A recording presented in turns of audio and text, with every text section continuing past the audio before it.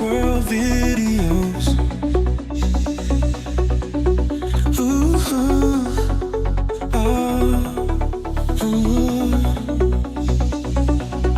paradiseworldvideos.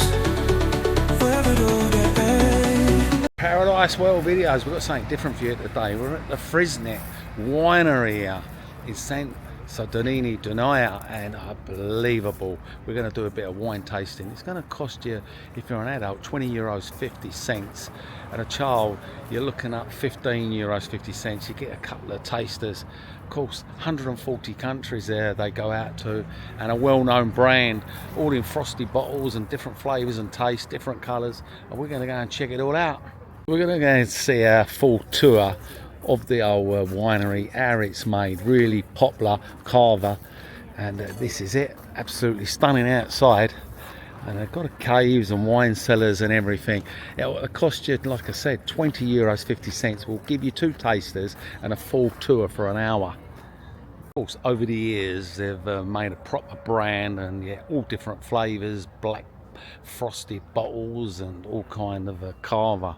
And of course they're not going to let you know the secret, but it's all to do with the top quality grapes and the ingredients and the way it's all blended in.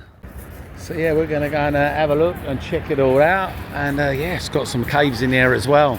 You know what the Cava tastes like. Not that I'm a great lover of Cava. Let's go.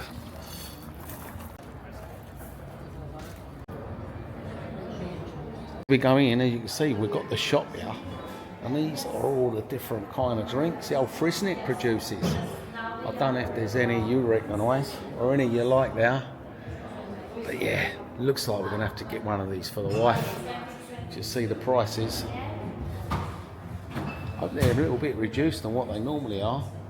So this is the shop, the Freixenet. One over there with a bottle under her arm, and then we've got another one of these beastie carts. There we go. Freixenet vehicles everywhere. So yeah, as we go in, it looks like we've got a little cinema going on. And here I am in my studio in Barcelona, working on an article. It all began when I was offered the chance to write an article on the life, culture and essence of the Mediterranean. And that's how I got into the world of Freixenet, thanks to my friend Mark, one of their enologists, who invited me on a unique visit and to discover the brand's philosophy.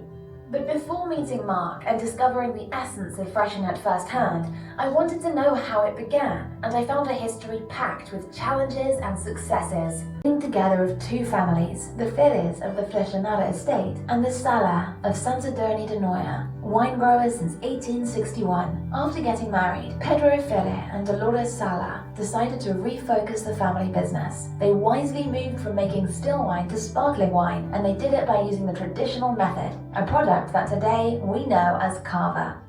It's very curious because to name their new product, they were inspired by the nickname that Pedro was known by, being the youngest of the Fires of la Freixeneda.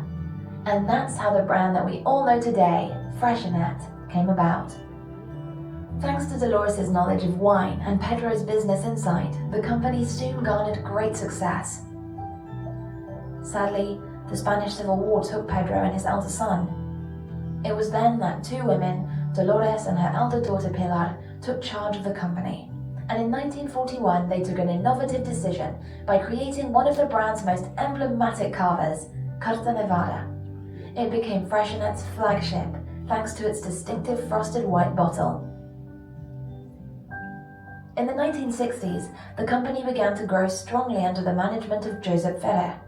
1974 saw the creation of Cordon Negro, a fresh and fruity cava presented in an elegant and evocative black bottle, which became a worldwide bestseller and a universal icon. I was also very curious to find out more about the company's other emblem, the Freixenet bubbles. Golden, cheerful and lively, they appeared in the 1970s accompanied by internationally famous people to toast the festive season in Spain, making them an advertising benchmark. In the 1980s, the company succeeded in becoming the international #1, and in 2018, Freixenet and Henkel joined forces to create the world leader in the sparkling wine sector. Freixenet is located in the heart of the Penedès, a region I love near the city of Barcelona. It is in a perfect setting and has ideal conditions for wine growing. Its vineyards, mainly planted with the Macabeo, Jarello and Parellada varieties, extend from the Mediterranean to the pre-coastal range. Mark told me that apart from its own vineyards, the company relies on the production of over 800 wine growers. The wine growing tasks performed by expert hands throughout the year are key to growing the best grapes. In winter, pruning is vital to define the yield of the vine in the interest of greater quality, as well as the tying in of the shoots, which enables the plant to grow and develop correctly. In spring, the sprouting of the buds and their good progress in the face of possible sudden temperature drops must be monitored. The part I like best comes with it, the beautiful flowering. This is when the vineyards are ready to produce the fruit of the vine, the grape.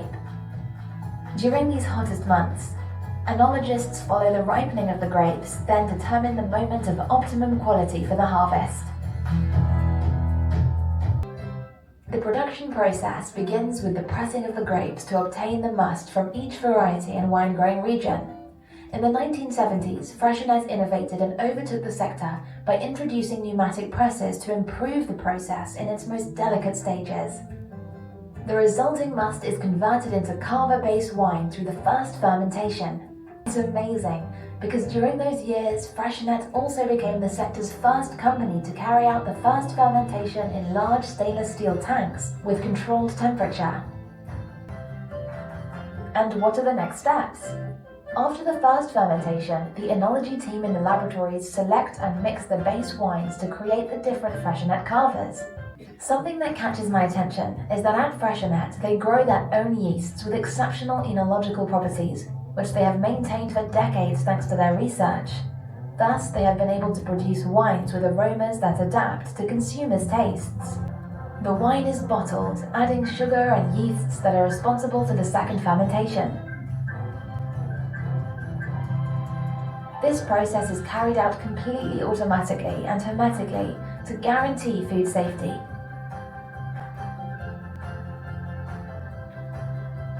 Each cava type has a specific aging period that is determined by the enologists. It's fascinating to see how the traditional method coexists perfectly with innovation. In fact, each bottle is prepared using an automated process, fresh, transparent, bright, and with a unique presentation. Like a real gift for the senses. And best of all, the robotic technology is the company's own. A little bit of history about the place. Now we're going down the caves, down to see the wine cellars. Just before I go down to the caves and show you the old cellars, this is all the party wine. The Freixenet. 9 different grapes are used, and they're all pressed together, but they've got to be pressed together very carefully so they don't break the pips and change the taste. And apparently there's over 80 million bottles of Freixenet sold every year. There we go, 9 types of grapes. Of course we all know the grapes, but they don't tell you the secret recipe, which is actually in the yeast. And then it gets left there for literally 9 months, tipped at an angle, fermenting, which is the second stage after it's been pressed. And then after that, they put them back on the racks, and they, I think over the days, they start releasing the residue, and then that's when you get the true flavour. Of course, the bubbles as well. So here we go. And all the sugar that's added, and all your different kind of drinks, your corkage. Here we go, your corks, and all your different Freixenets. So yeah, now we're in the old wine cellars. Looks amazing, doesn't it? So you've got in here holding a bunch of grapes. So now we are going down right into the cellars. And as you go down, here we go. We're right down in the caves now. So this sparkling wine is called Cava because the bottles of Cava is formed. Yes. And this is the other side, look at that. So yeah, that was the caves, the cellars. We've had a good little tour. Now it's a quick taste. Now it's to the shop, wine tasting.